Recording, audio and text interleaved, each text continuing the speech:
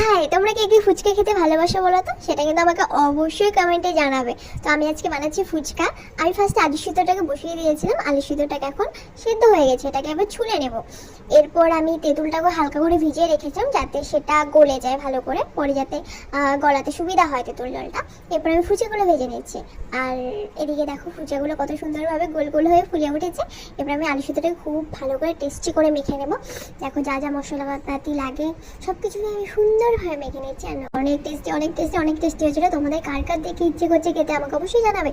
এদিকে আমি তেঁতুল জলটাকে খুব ভালোভাবে মেখে নিচ্ছি, গুলিয়ে নিচ্ছি, তেঁতুল জলটাকে খুব ভালোভাবে গুলিয়ে নিচ্ছি। এরপর দেখো ফুচকাগুলো সব কিছু আমার রেডি। এবার আমরা খাওয়ার পালা।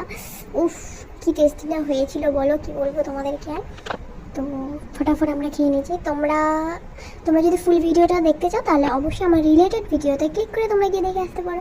ততক্ষণের জন্য ওকে বাই।